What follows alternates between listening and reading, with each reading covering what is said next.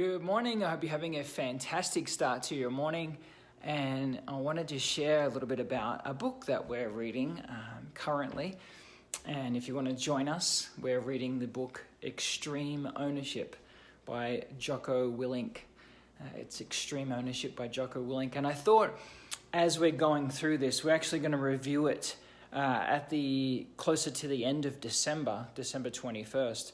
But what I'm going to do is I have an activity sheet that I am going through that has some things to consider and then some questions for each chapter. So I'm going to start with chapter 1 today, and I'm going to start going through these. There's 12 chapters so that we can get through all of them and then kind of do a summary at the end. So the first one, I'm going to read a little bit about what I think I get from chapter 1 of Extreme Ownership. And it talks here, a quote from the book, "The leader bears full responsibility for explaining the strategic mission, developing the tactics, and securing the training and resources to enable the team to properly and successfully execute the mission." And then some things to consider. Only be concerned with things within your control. If something doesn't go right, leaders must be ready to take ownership and for absolutely everything and try to come up with plans to help with winning. The underperforming team members should be trained and mentored as to improve their performance. That makes sense to me. And then also a leader who is fond of making excuses and blaming his subordinates can be very harmful to the attitude and motivation in the working environment. And I take a lot from that as well. So there's parts of this chapter 1 that I wanted to cover as part of the questions. And one of the questions is, what obstacles are there to taking ownership of failures and mistakes in your organization or situation? So we could be part of a club, you could be the head of your household, you could be the head of a company, you could be head of a sports team or a coach, you could be a head of a business, or you're a leader in some form. And so what is the obstacles of taking ownership of failures and mistakes in your organization or situation? So I wrote down here that the challenge could be a blow to your ego, right? Sometimes you think you're doing everything right, but it's not all about what you're doing. You need to be responsible for the team as well. The possibility of being fired or having consequences for things failing, and for someone maybe being hurt or someone being affected by your leadership.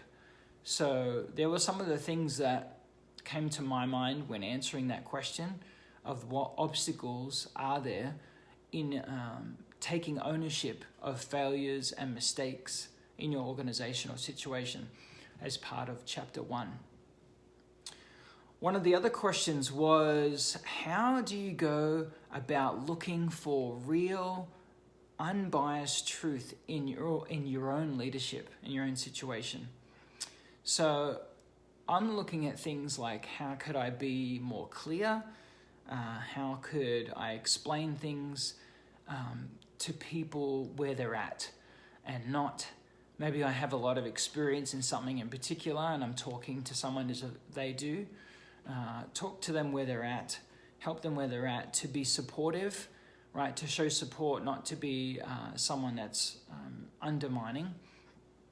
To be solution orientated.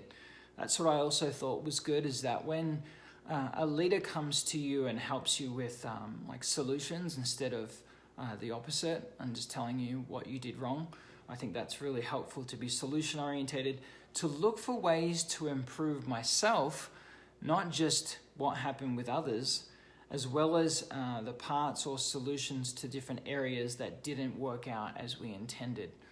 So that's part of the answers that I had to this chapter 1 in some of the questions that I have. I will be putting this up in the comments, and if you want to read the book with us, it's Extreme Ownership by Jocko Willink. I've got one more question for us today.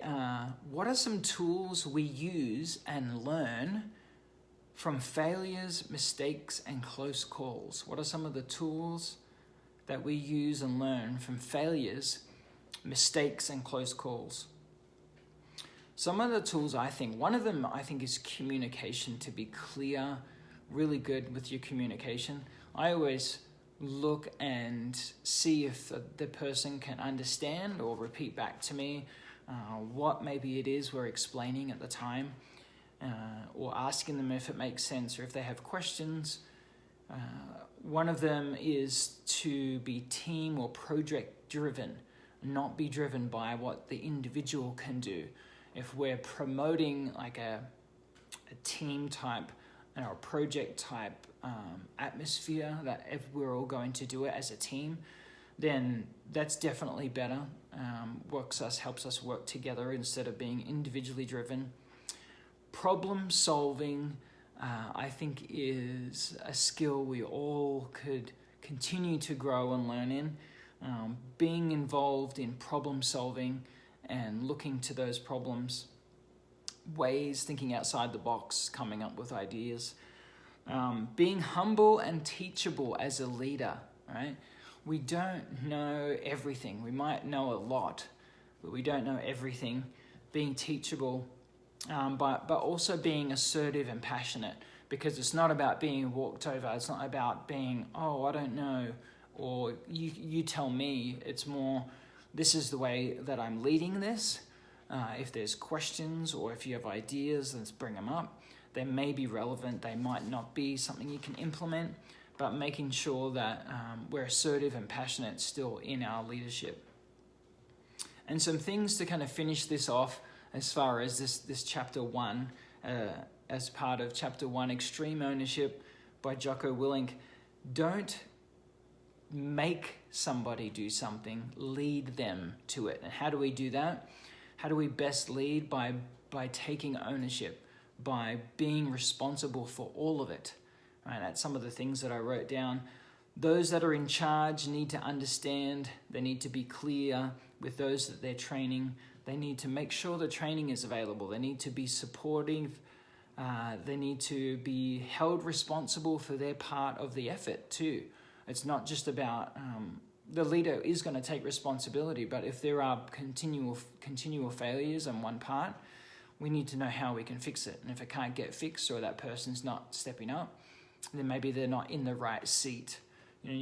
All the people in your team need to be in the right seat. While you are humble and you know that not always everything is going to work out correctly, you've got to be able to look to see solutions that can help you, that you maybe might have missed. Not just looking to the others, but taking responsibility. And this is an opportunity for us to find solutions and to continue to grow and learn and lead.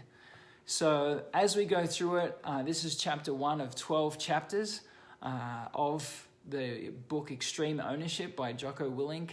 And we'll go through each chapter. I think there's a lot to learn from this book.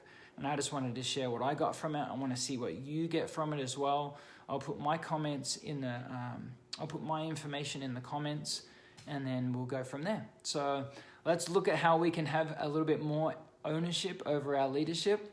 And I hope you have an incredible day. We'll see you.